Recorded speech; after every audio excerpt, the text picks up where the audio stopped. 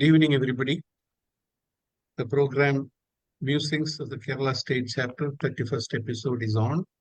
We are on air. I request our chairman, Professor Srijain, to address the gathering. Dr. Srijain, please. Okay, thank you, Santosh sir.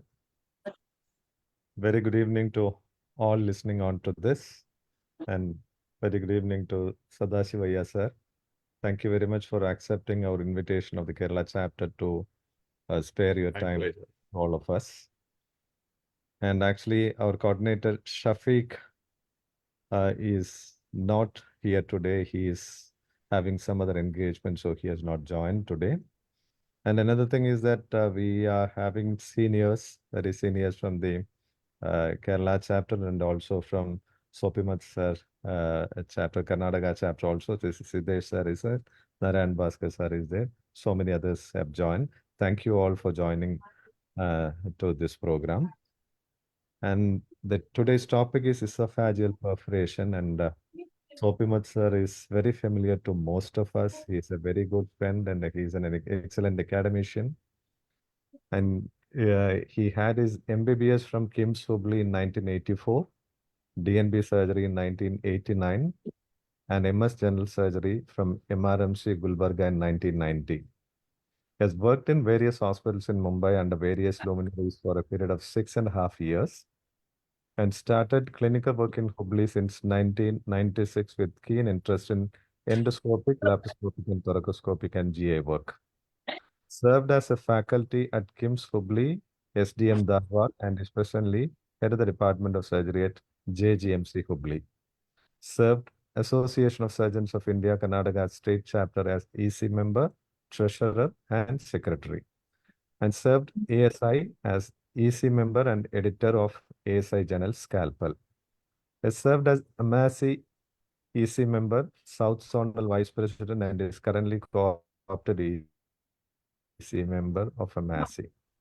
The Chief Coordinator, AMASI Endoscopic Skill Course, Chennai. He has published lots of papers and participated as a faculty for various workshops at the state and national level, and he's a regular faculty for all our programs conducted in the zonal level.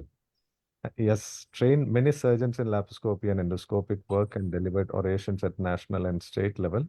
And he's the author of a chapter on laparoscopic surgery for diseases of the appendix in textbook of laparoscopic, endoscopic, and robotic surgery, 2024, JP Publishers.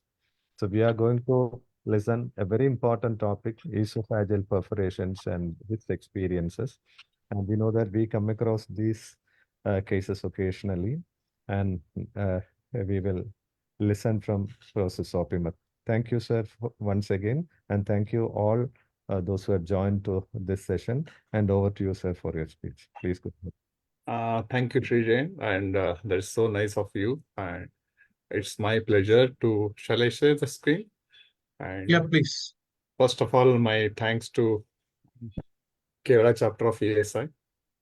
And I know a lot of you seniors and all, I'm well associated with you all. And it's my pleasure and honor to be with you all. And I welcome all our seniors and friends and everyone. Well, my exposure to thoracoscopic surgery or thoracic surgery is because of this great man, Professor Bhanushali, from whom I learned a lot about thoracoscopy and thoracic surgery. And I pay my respect to this great teacher, a disciplinarian, and a perfect gentleman, very knowledgeable, and our very good friend, though he was very senior, but he never treated us as a junior. He always treated us as good friend and colleague.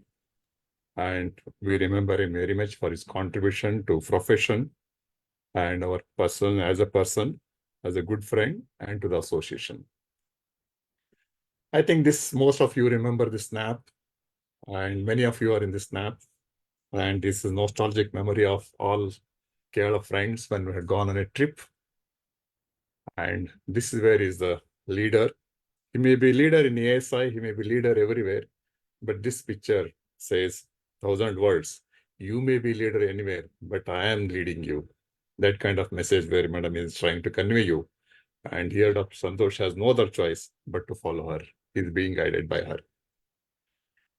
My first exposure to esophageal perforation was in 1993, where a middle-aged patient came after alcoholic consumption. He came back with a severe pain and all that.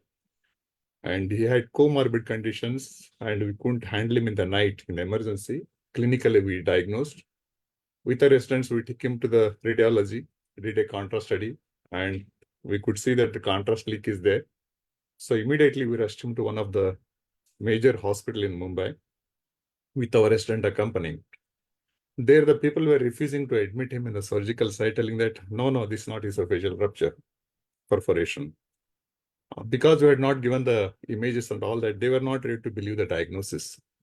So then our resident actually called up from the casualty there and gave me a call and made me to speak to him and say that this was it.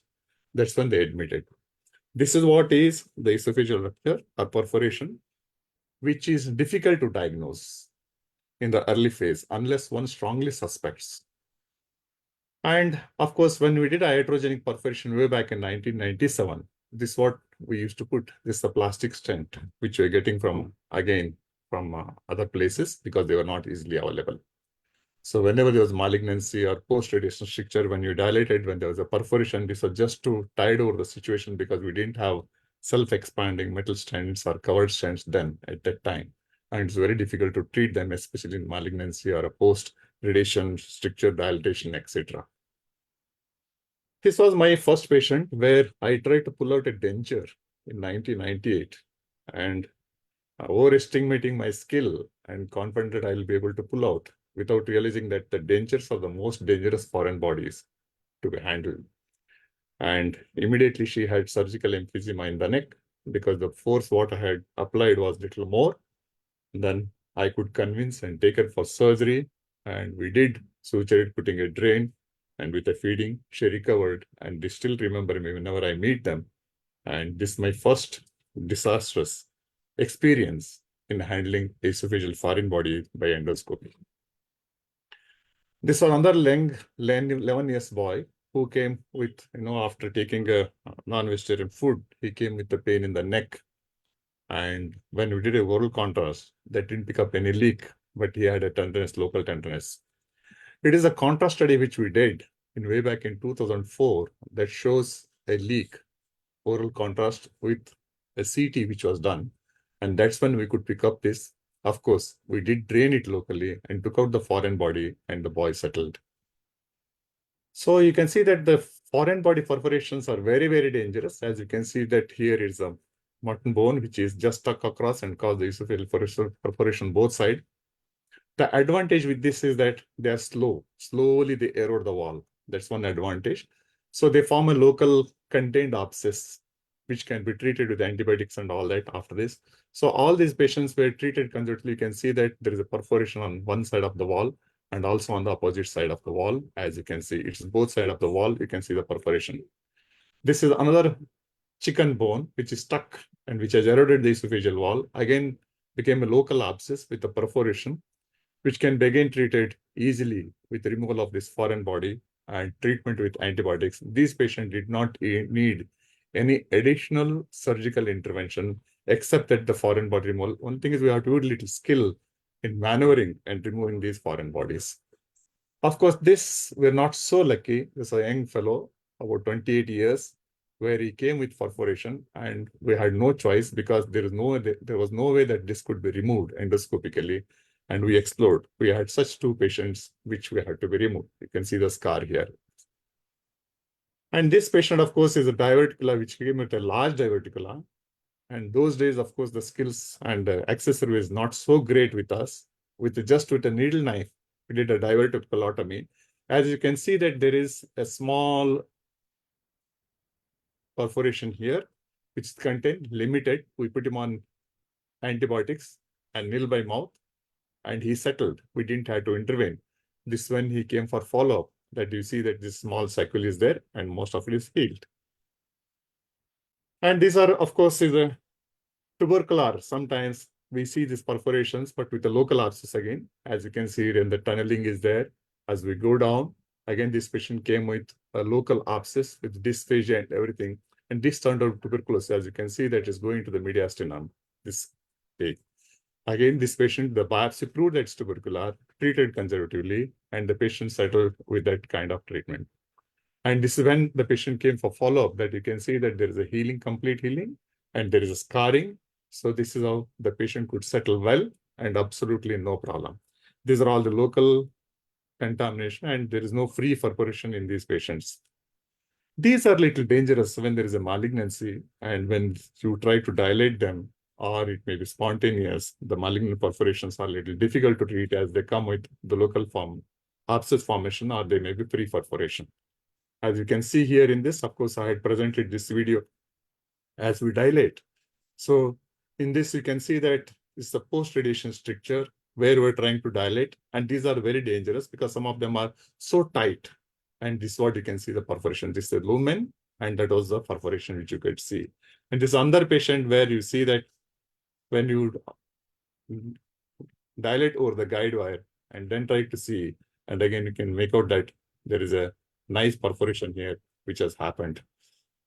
So these are all difficult ones. And of course, we are very lucky when this self-expanding covered metal stents came, which we could easily place, and they do a wonderful job in this.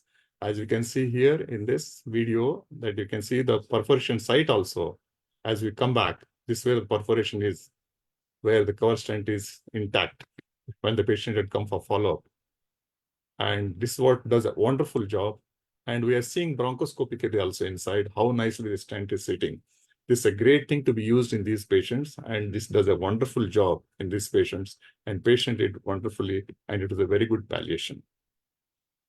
But the problem was, initially we were doing this balloon dilatation before the laparoscopy came into for achalasia, or we were doing open surgery for achalasia cardia.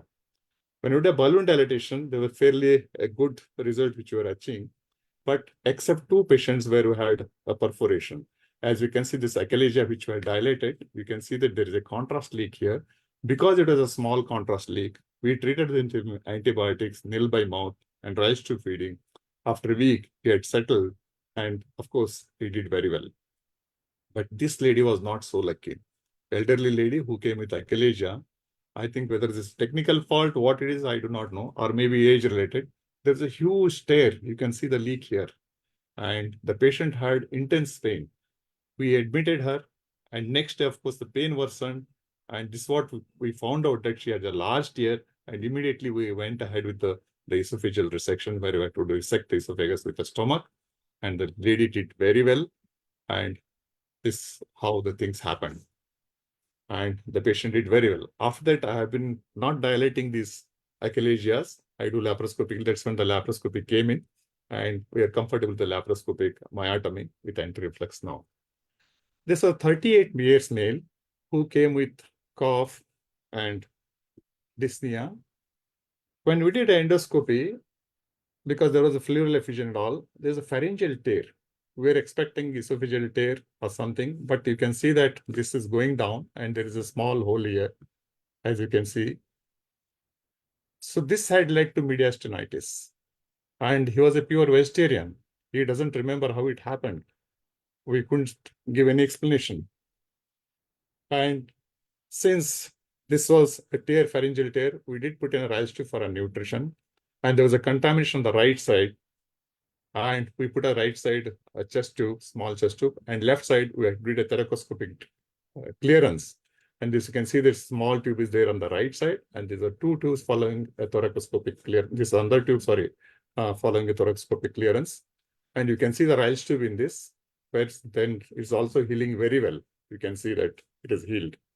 And this is a follow-up study where we had removed the right side drain, and left side drain was still there because it was draining a bit. And then we removed that.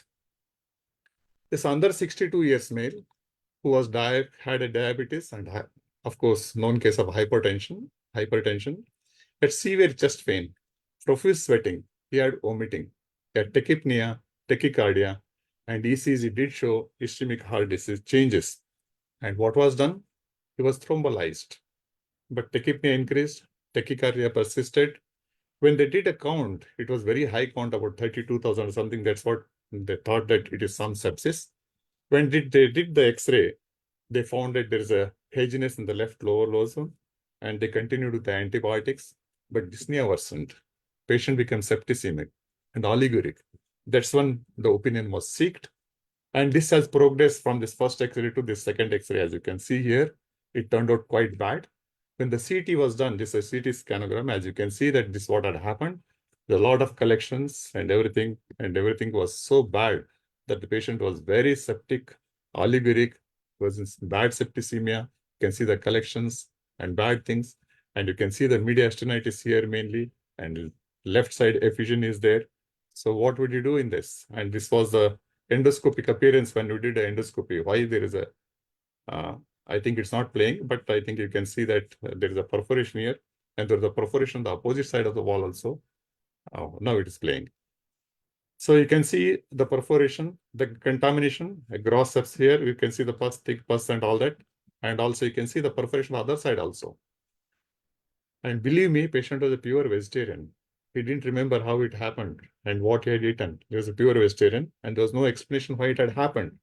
Of course, we had no choice after this to go ahead with what can be done. We put ICD on the left side because left side was the contamination as we showed in the CT, but mainly in the mediastinal contamination which was there. So what we did, we went substernally, entered the retrosternal space, drained all this pus, cleaned up just as we do the dissection in a sternotomy, just before sternotomy as we do the dissection.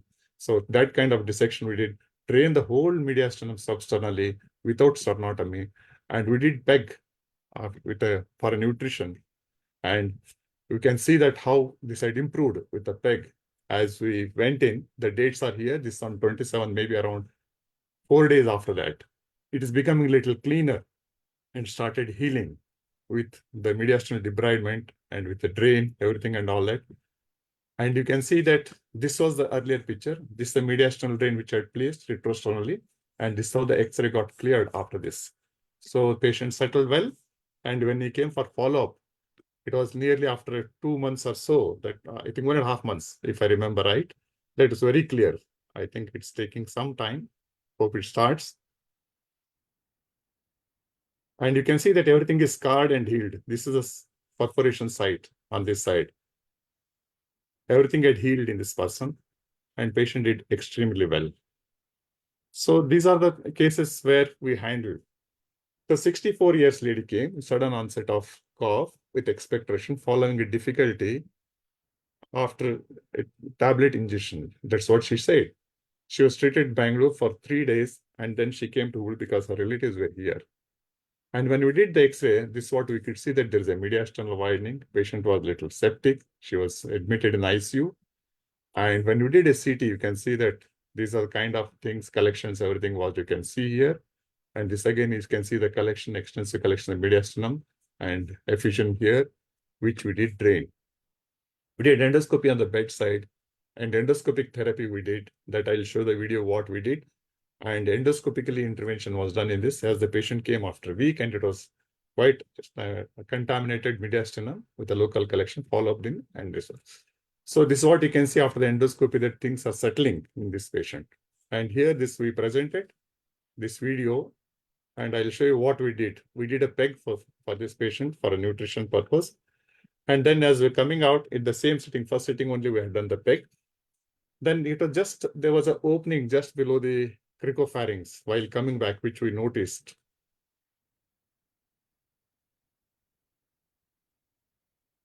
Sorry, it's a little older video. And you can see that there is an opening there. We are entering the opening through that perforation and got inside this cavity. And then we try to clean the whole muck, the mediastinal abscess and everything. And this is how it was in the mediastinum. Through that perforation, the scope is entered in this cavity, and the whole muck, everything is being cleaned, and it was washed, and everything was drained off. And then we put a guide wire in that cavity. Over that guide wire, we placed the Ryle's tube under the guidance. Then we came out. This is the Ryle's tube which we placed. And kept on giving wash and aspirating at a regular interval. And as you can see that the follow-up things, they went on healing as we went on withdrawing the Ryle's tube. This is the final outcome. Everything is healed. You can see the scar here. I'm just probing and showing you that everything is healed on that side. And this was published in this journal, Endoscopic Mediastinal Debridement for Mediastinitis. And this was, I think, second or third case which were reported in the literature. And boras, of course, we see rarely, and it's a partial tear, as you can see. There was no gross contamination. It was just, again, limited contamination. So this patient could be treated conservatively with antibiotics at that point. This was another boras. A male patient, smoker, alcoholic, recently diabetic, was admitted with fever and breathlessness and diagnosis of bilateral pleural effusion. He was shifted to bigger hospital after 3 days, and he was shifted to our hospital later. And there the ICD placement was already done on the left side, and the patient did not improve. After 2 days, they did the CT. Initially, they thought just a pleural effusion, which they can get away. Then the pleural rupture, esophageal rupture was diagnosed, and with the bilateral pleural collections. He was shifted under our care on this day. Hello. Yeah. The pulse rate was 126, tachypneic, hypoxic, and the decreased air entry on the both sides. First reading from ICD placed on the left side. He was kept in ICU care with higher antibiotics. Careful history revealed that he had consumed large quantity of alcohol and was at a dinner at vomiting 2 to 3 times before the onset of this problem. This history was not elicited previously. Very unfortunate. So this was the thing. I'll just show you the video, what all we did in this. This was the X-ray when he presented to us. You can see this is the collection. And both the chest is there. We went in thoracoscopically on the right side. There was a lot of muck, and thoracoscopic cleaning was done thoroughly. But only thing is we're unable to locate the esophagus exactly where it is, a cleanup and all that. After a tedious dissection, thorough clearing of all this muck and all, then this methylene blue, we did an endoscopy and injected methylene blue. And this was, of course, was a wrong decision on our part, I feel, because the whole chest got stained with the methylene blue, making the dissection a little difficult. But even then, we could manage to identify the opening, as you can see the opening here. And then we cleaned the edges, and then we sutured it. Since it was very old, the patient was septic, which was just settling with other things, we did not close it completely. What we did was we did place a tube there, a bigger tube, and close the esophagus just around that after cleaning the muck and everything. This was on the right side that we placed this. And then, of course, with this, after this, we went on the left side. I'll show you how bad it was on the left side. This is a tube. This is the left side chest.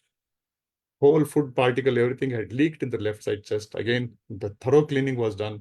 Whole thing was cleaned up with a thoracoscopically, and debridement was done and cleaned. This is how he did post-operatively. And we had placed a trial for nutrition. There's a pleural thickening and minimal collection post-operatively, but ultimately patient could settle and he did well. It's a contrast study. And of course, this we removed the tube later on when he came for follow-up. Patient did settle and did well. This is how the tube was placed. And you can see that this is what you can see, that what was like this got cleared up over a period of time. He was shifted out of ICU after say about 3-4 days, and nutrition was a problem. As I mentioned, endoscopically guided nasoduodenal tube was placed and was confirmed by fluoroscopy. Then we started feeding. This what was after a few days that we could see things were getting cleared. And the contrast study, you can see that it's cleared up, except that there is a minimal collection and pleural thickening. This was removed and he was started orally, and then, of course, he was discharged later on. T-tube, we removed it later on. So these are all the theory part that what all can cause the esophageal perforation. There is a huge list of the etiological factors, what can cause the perforation. And in our experience, we had pharyngeal tier 1 showed, and cricopharyngeal tier 1. That was a diagnostic endoscopy, which we could treat conservatively. I had no record of that, but I recollect that patient. We have a document. And that we treated conservatively because it was a diagnostic scopy and the patient was uncooperative. There was surgical emphysema, which we could diagnose immediately. And he settled with antibiotics and conservative treatment. The cervical tear perforations were almost related to foreign bodies, most of them, and idiopathic in one where we could not find any explanation at the cause. Most of them are thoracic. Iatrogenic were 6 because of the dilatation or whatever it is which we did, like balloon dilatation or Savary-Gilliard dilatation. foreign body related were 4, tubercular related 4, etc. And B is Boras and M is malignancy, of course. The treatment depends on the location where it is and the size of the rent which is there. Is the collection free or is it contained? That again influences our decision. Is there a gross sepsis or there is a minimal sepsis? Again, dictates the treatment that we need to stabilize and everything, resuscitate and then take. And nutrition is a big problem. Because of this, we had a very high mortality and we couldn't maintain the nutrition earlier, in the earlier years. But now we have many options to maintain the nutrition. These are all the treatment options, depending on where the perforation is, what is the cause, and depending on the rent and everything. The tick marked are the one which we have done, like esophagectomy, conservative management, drainage, primary repair with or without reinforcement, resection. All these things we have done. Where we can do non-operative treatment, if it's a recent one, if there's a well circumscribed and not perforated within the abdominal cavity, and it's a contained cavity that drains back into the esophagus, no free extravasation, no malignancy, obstruction or stricture, and no evidence of sepsis, and there's a minimal symptom, then you can try a conservative treatment. And I mentioned this is a repeat slide.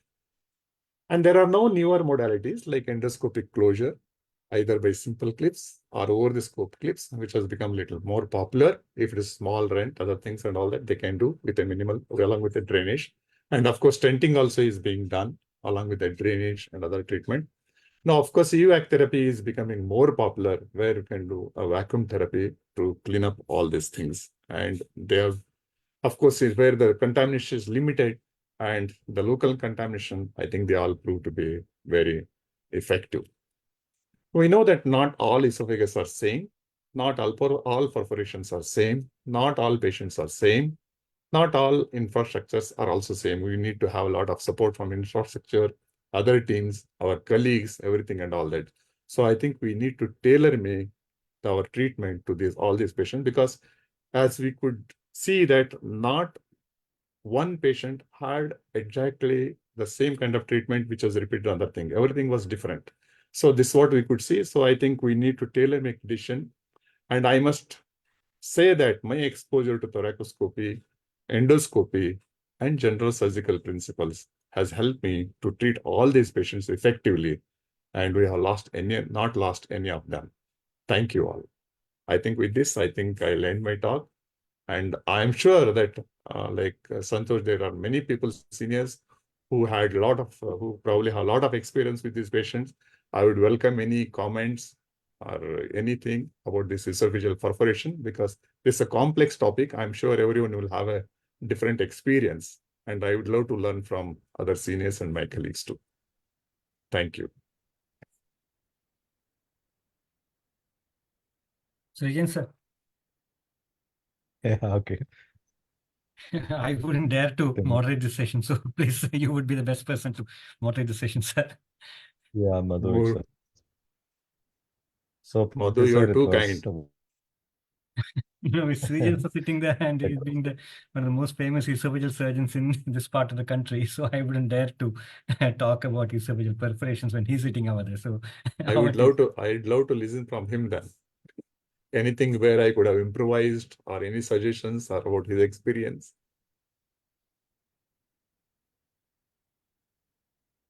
Number of cases, and you have collected all data, and that is so nice that you could share this to all of us. And it's not a very common problem in most of the hospitals, because we come across occasionally.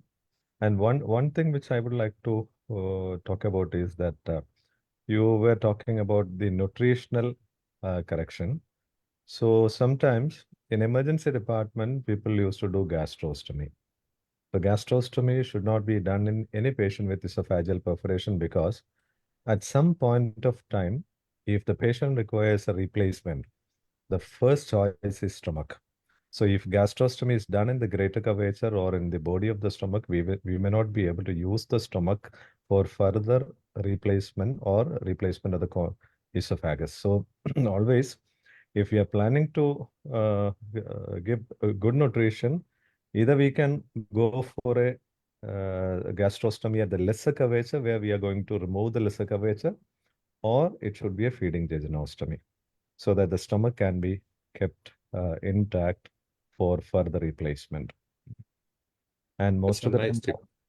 yeah, most of the time what we come across is that after 12 hours, the esophagus will be very, very fluffy and we may not be able to suture it. And so the best thing is to drain the thorax and give antibiotics. And sometimes we go for pharyngostomy also. A ligation of the lower part of the esophagus and pharyngostomy.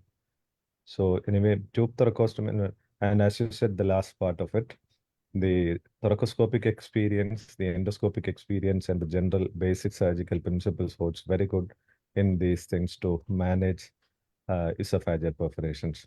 I think there can be a lot of questions or comments from others also. Please go ahead. So before we go into others, can you take two questions from the chat box? Two questions almost similar nature, I think. One by Sonabar and one by Dr. Rajashekar. Both of them are, does the size of the perforation matter in deciding on what kind of management you'd like, conservative or? That's the first question. Second question is about antibiotic and what is the antibiotic cover you first line. Probably after you get a culture, you change out the antibiotic. When you have a perforation presenting, what is the antibiotic you would choose, and does the size of the perforation have anything to do with your line of management? Usually we have a policy of changing the antibiotics after every 6 months or a year for any patient. Whenever in our usual regular surgical practice, we think of changing our antibiotic principles. Usually we use third generation cephalosporins unless it is required to go for higher than one of these meropenems, imipenems like that. But usually we reserve them for bad cases. So, but metrozil is always a part of our antibiotic therapy in all these patients. That is one.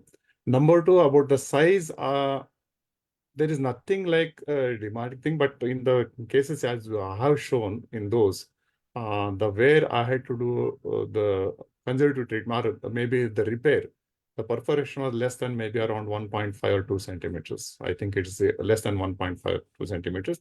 And the one where I had to resect, I think it was almost about maybe about 3-4 inches. That's a quite large. Maybe Srijan, you have any comment on that? Maybe you can on the size of this. But it depends on how is the local factors and all. Maybe sometimes we have to use the local factors. I have not seen that many cases of Borov's other things. Most of them are foreign body related, where the local contamination or maybe iatrogenic and other things. And probably in Borov's, probably it makes a difference, I think. I would welcome Srijan's comments on that. There's a thoracoscopic drainage and cleaning of the thorax with a lot of fluid, and tube thoracostomy is the choice when there is a larger perforation. And stenting also can be tried. If expertise is available, that can also be tried. Otherwise, and another thing is that if we are sure that if we are not able to this patient, or if the patient goes in for complications, it's better to do a primary, maybe a resection of the esophagus and immediate replacement of the stomach, so that further complications are not going to happen.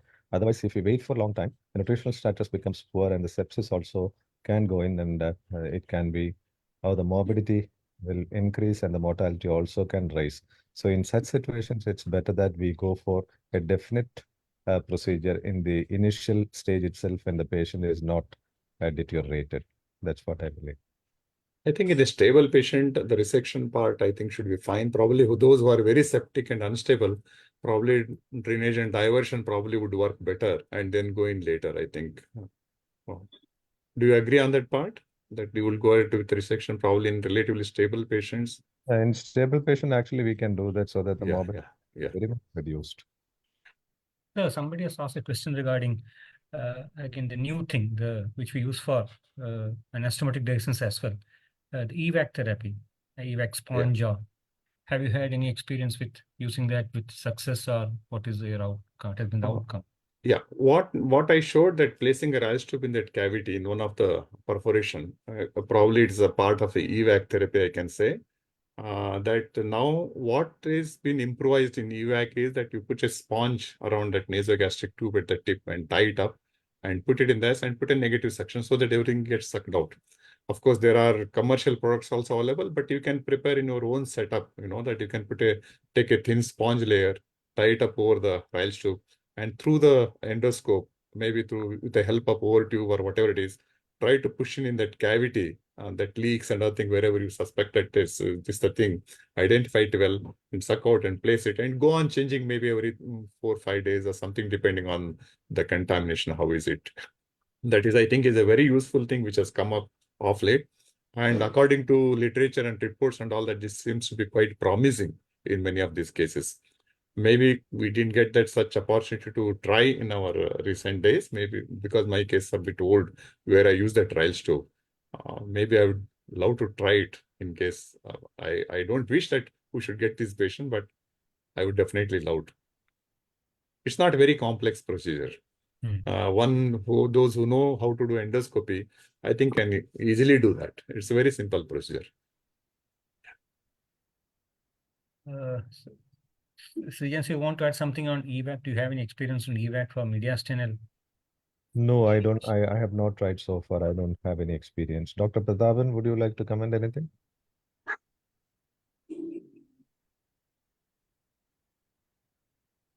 Prathapan was there. By the time Prathapan comes back, so there's one interesting question. What you put a patient conservative management, and what if after he comes out of it with a stenosis? How do you and if the stenosis is a significant long one, how do you tackle that? If it's a long one, then I would like to go for a resection as a one-time treatment. But if it is shorter, just like 1 centimeter, 2 centimeter, then I would like to try it out, dilatations, or maybe the removable temporary stents and all that. They work out well in these patients. You can keep them a little longer time, also maybe 6 months or something. And once it dilates, then you can just pull it out, stents out. So that's a good option in a shorter segment. But longer segments, then they don't respond well over a long period. And I think resection would be a better choice in them.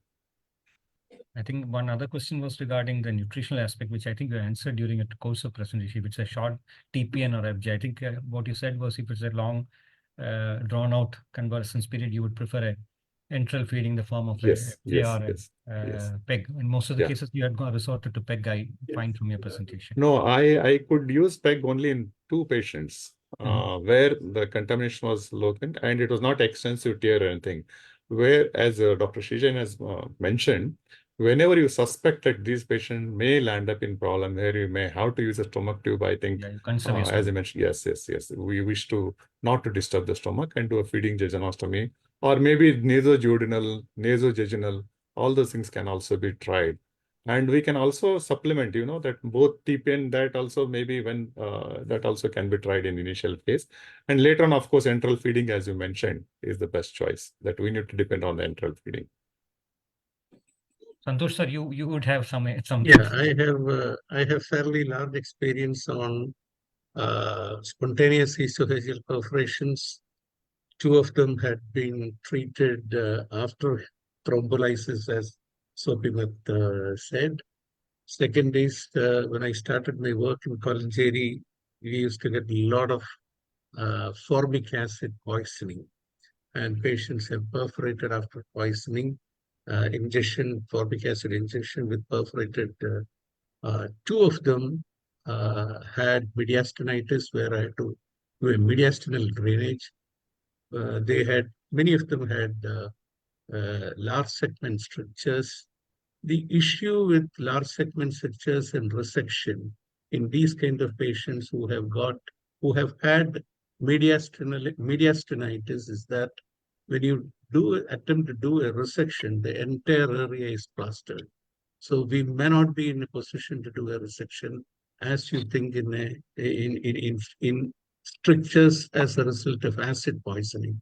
And a better idea at this point of time will be a conduit, either a posterior mediastinal conduit or even an anterior mediastinal conduit, either with stomach. I've done with stomach, I've done with colon, I have done with right colon, left colon. Subcutaneous is something which I have done, but it's very grotesque in appearance. So, it's not fair to do.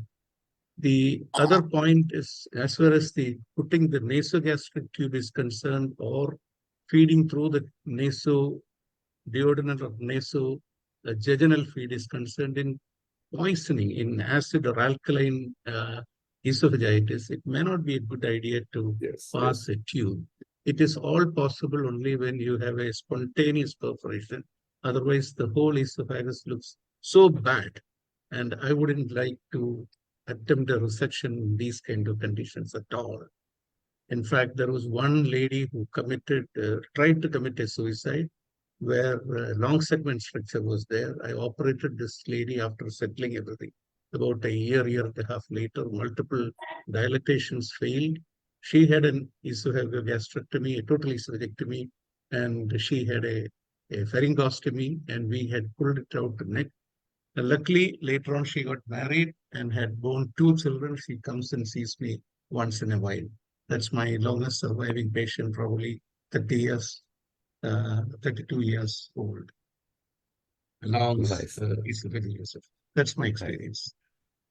In corrosive, I have used only colonic conduit in one patient. I did use it because the stomach was also bad. So, yes, Santosh sir, that's what I wanted to ask. Sir, in corrosive injuries, how good would the stomach be? Because the same injury would be affecting the stomach also.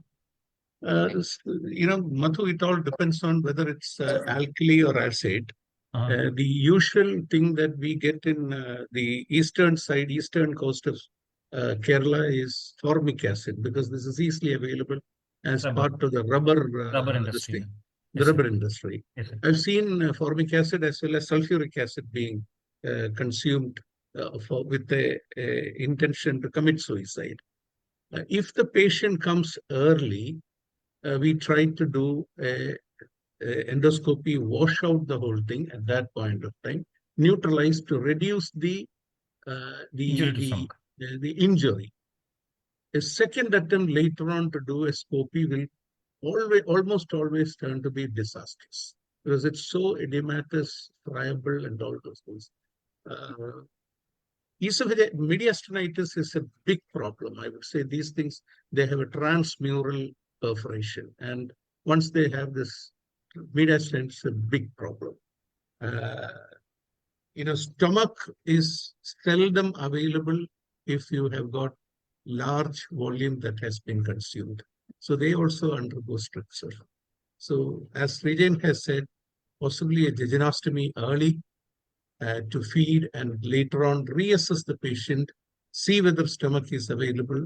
You can do, if stomach is available, you can, push that stomach, bring that stomach up. It can be something like, you can take it as a gastric tube. You can take the entire stomach, depends on, what you have. But colon, keep colon as one of the useful, conduit. Only actually in the stomach, just to add to what Dr. Santosh has mentioned, that most of this antropyloric region is the one which gets maximally affected and cicatrized. And only a little bit of fundus, and maybe on the greater curvature it will be little spared, because everything gets pushed towards the pylorus to get it emptied, and that's where it stays and maximum damage happens. That's what we see endoscopically also when they come for follow-up and all that. So this is what we see. It's mostly the lesser curve, that because it's a physiological Magen-Strasse pushes the fluid more towards the lesser curve, and the contact time is more on the lesser curve. Hardly anything happens to the greater curve. And there is a question in the chat box when to repeat the endoscopy. I would, I would wait as much as I can, as far as corrosives are concerned, not in the immediate corrosive phase. Dr. Santosh, I'll come back to before one last question to you, Santosh. So you said, Santosh, you said that you would take up the stomach tube via the posterior mediastinum, but why do you prefer? Won't a substernal route be an easier route? Leave the esophagus? No. I said usually in an esophagectomy, if you're going to do a esophageal resection, you take it through the posterior mediastinum, isn't it? Yes. Normally. Yes. In esophageal strictures as a result of severe mediastinitis, you can't go anywhere near that. So you go with substernal. Yeah, that you use only colon at that point of time. colon. Yeah, Madhu. Yes, sir. So, yes, sir. Yeah, please. In corrosive strictures, actually, we have to consider two areas. One is the cricopharynx, and the second one is the pylorus and the stomach. The most of the time, we won't be able to use the stomach as a conduit. The other problem is, if the cricopharynx is cicatrized, that area has to be properly evaluated. Otherwise, if we do anastomosis to the esophagus, a patient will have swallowing difficulty. So in most of the cases, after evaluation of the cricopharynx, if it is cicatrized, the anastomosis has to go to the pharynx. So we are going to use the colon. Colon, there are different surgeons use different conduits. I always use left colon because the size of the left colon is almost similar to that of esophagus, and it is easy to make the graft with the help with the left colic artery. And right side, always we will have difficulty because the mesocolon contains a lot of fat, and the appendices epiploica also is large. And sometimes we won't be able to take the cecum and the distal part of the ileum through the substernal route to the upper part, to the neck. And in that case, sometimes we will have to resect the manubrium strani. So instead of that, what we can use is that if we keep at least 10-15 centimeters for the distal ileum, we will be able to anastomose to the esophagus or to the pharynx. Esophagus. The problem there is, if the ileocolic, when the ileocolic vessel is ligated there, then the ischemia is another problem and the chance for failure is high. So always I find that left colon transposition is a better option than right colon. And if angiogram shows that the left colon, left colic artery is not good, then we can opt for the other thing.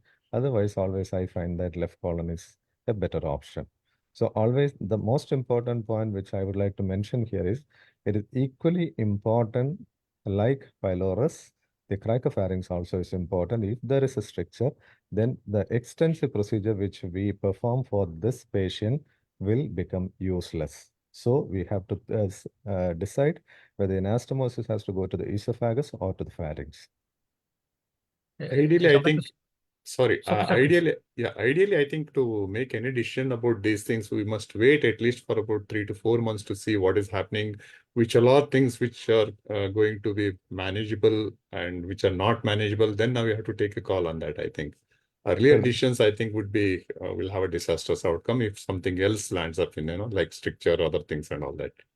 So the recommendation is at Yeah. least have to wait Yeah. for 6 months. Yes, 6 Okay, months. the inflammation settles by Yes. 6 months, and then only you should take a decision for surgery. Yeah. Santosh sir, you have been raised your hands. Please unmute and ask your question or make your point. Santosh sir, Santosh Balaji sir. Yeah. Thank you, Madhu. I was listening to this talk with great interest because when I worked in the esophageal unit, we used to get referred a lot of esophageal perforation. We used to see a lot of bore halves in the West because it usually followed sumptuous meal and a big drink. And we used to find a lot of association between bore halves and eosinophilic esophagitis. The other point that the talk brought out was that if the patient is very stable and we pick it up very early, then there might be a consideration for early resection and replacement. We used to recommend against it simply because it is possible to do it, but we would be using a conduit, in all possibility, usually the stomach or a colon conduit. And many of these patients end up getting midastoenitic and septic in the post-op course. And if there is a need for them to have inotropes and they become hypotensive, there is a very high risk of conduit necrosis, or even if there's no necrosis, a lot of strictures that happen in that area. And it is quite difficult to deal with strictures in conduits.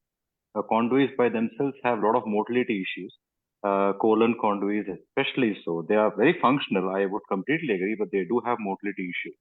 So that is something to, I think, for everyone to keep in mind, that nutrition, drainage, and washout, probably as Sir mentioned in his talk, should be the mainstay in the acute phase, and reserve a definitive procedure for, as he just recently said, wait for some time and see what happens, and then step in.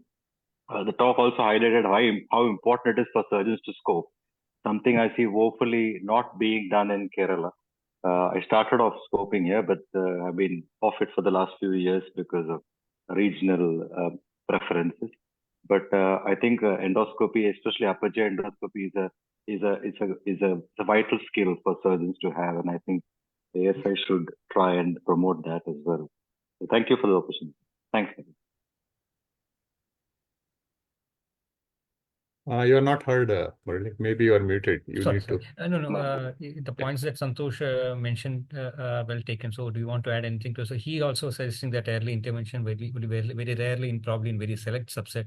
Otherwise, wait for some time, reassess the patient, see whether it's developed mediastinitis, tackle the problem, then go in for a secondary intervention. That's what probably the message should be. There's one question in the chat box. Probably, what was that question like? Okay. Okay. Yeah, Madhu, before that, one more point I would like to Yes, highlight. Santosh. So yes. Suppose if you're planning to do a resection and a primary repair immediately, if the patient is stable, what we can do is we can ligate the esophagus at the root of the neck, and the rest of the proximal esophagus can be utilized for anastomosis. And ligate the esophagus above the gastroesophageal junction, and we can transport the stomach. I'm not talking about the corrosive strictures, other perforations. So finally what we can get is maximum we can get is a mucocele of the esophagus, which can be taken out at a later date, and it will take some time. So at the time we can do a thoracostomy and a proper drainage, ligation at the root of the neck, ligation at the lower part, that is at the gastroesophageal junction, and take the stomach tube through the substernal route and anastomose it to the neck, so that the patient will definitely survive. So, Pisa, there's a question for you in the chat box. What is the role of mediastinoscopy? I think for tackling the, I don't know what is the role of mediastinoscopy. Yeah, earlier mediastinoscopy was used to take a mediastinal lymph node biopsies and all that. That's what being used. But now I think it's almost with the advent of all these technology and other things. I think EBUS and other things, it's not being much used. But in this, of course, we can do, as we went through substernal this in that open surgery earlier. If it is only a mediastinal contamination, there is no gross pleural contamination, as I did an open surgery in that, probably I think we'll have a role, just like as we do thymectomy going in the mediastinum. Maybe that kind of procedure we can consider in select patients where there only mediastinal contamination is there and pleural contamination is relatively less. There may be sympathetic effusion in the pleura that can be easily drained, but I think contamination and all this thing, which is limited to mediastinum, I think can be tackled with that.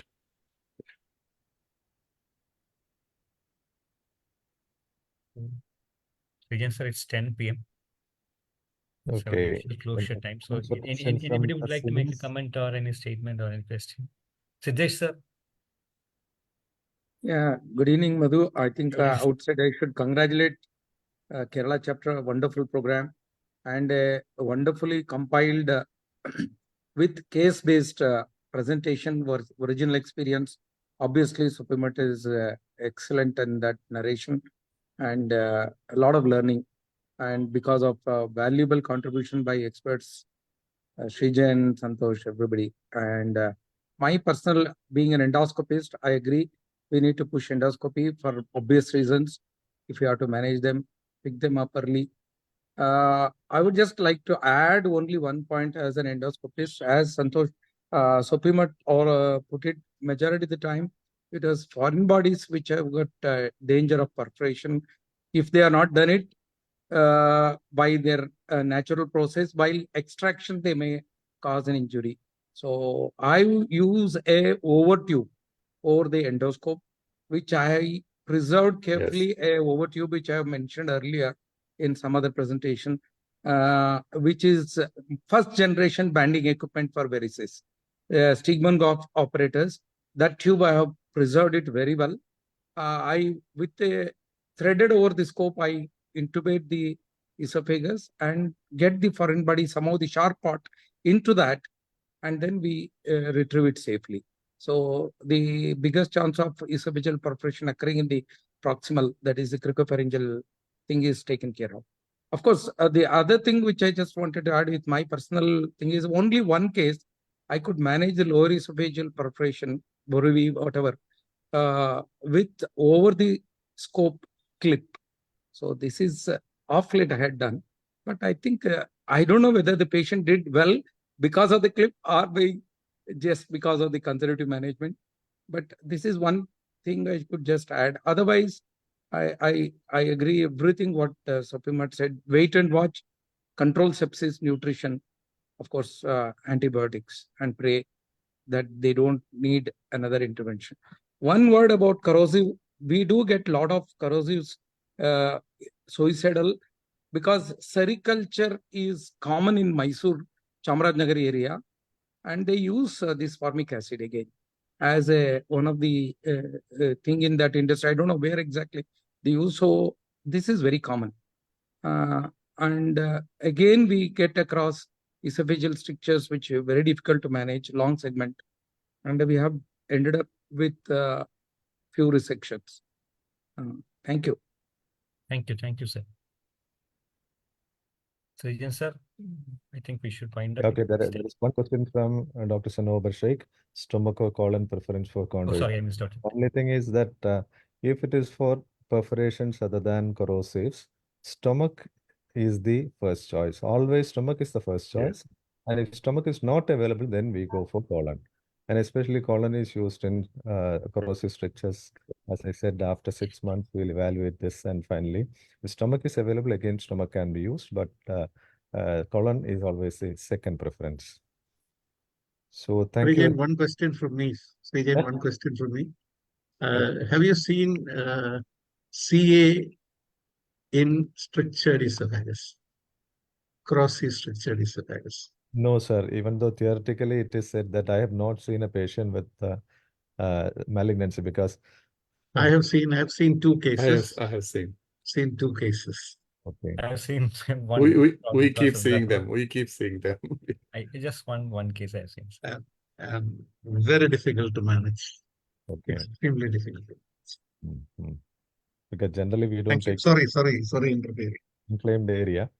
So in structure, we transpose this through the substernal route and we don't interfere the posterior mediastinum. So identification also can be difficult because if it's in the structured area, maybe endoscopy also can be difficult. I have not come across that. Thank you very much, sir. Soppimath, sir. Official water thanks will come from Madhu, but it was an excellent experience and you have compiled all the cases. And I'm sure that it is not a common thing in managed in the peripheral hospitals. So it's a good experience for all of us. Thank you very much. For the official vote of thanks, I Thank you so much. Good evening, sir. Before I go to official vote of thanks, I would like to make two announcements. One on behalf of the SI Central Chapter, Siddesh sir is there, Santosh sir is there. Please do join for tomorrow's chapter session on basic principles of oncology, led by, I think, Subbu sir is leading, and we are all the stalwarts starting from SVS Dio sir, Ramakrishnan, then so many stalwarts are joining the program. So please do join for tomorrow evening's ASI. Thank you, Madhu. Thank you. Thank you. And other program on behalf of state chapter, let me remind you that this weekend on Sunday, we are having the annual cricket competition between city chapters at Perintalmanna. We are 8 teams, so all are geared up. So I hope all of you to join there as at least players, or if not as players, as cheerleaders or cheer boys, something like that. We'll have a great time. This Sunday from 8 a.m. to probably 7 p.m. we have a cricket match. So I welcome you all on behalf of state chapter. And again, to Sopi sir and all the senior surgeons. Sopi sir, I believe this was a very late invitation for you. I think until Saturday evening or Sunday morning, we were not sure about what this week would be like. So This put me on my toes little. I know. So thank you. It's only on Monday morning that I got the confirmation that Sopi sir would be coming and talking to us. So thank you for taking our accepting our invitation and coming and joining us. And again, as Srijan sir said and others mentioned, it was an excellent talk on a very rare scenario, which most of us don't have much experience except for people been into this, like Srijan sir, Santosh may have, or yours may have large experience. I also take this opportunity to thank all the seniors. I find seniors like Siddesh sir, and I think our vice president sir also was there for quite some time. So I take this opportunity to thank all of you, and I remind you that next week, Tuesdays, same time, we'll have another interesting session. I think it was by a poet, Kerala poet is, I don't know what the topic is like, so please join. So yes, sir, he's what's his name? Like, I just forgot. No, he's going to. It's a general talk. He's a very famous poet from Kerala, Murugan Takada. Yeah, If Murugan you search Kattakada poet will in be. the YouTube, you will find a lot of. So in case you are free, please others who are from He'll other be- state chapters, so please do join us for that program as well. And thank you and good night for today. Thank you all. Thanks once again, Srijay Thank you, and Sophie, sir. Santosh, Murali, and all of you. Thank you so much. Thank you. Thanks.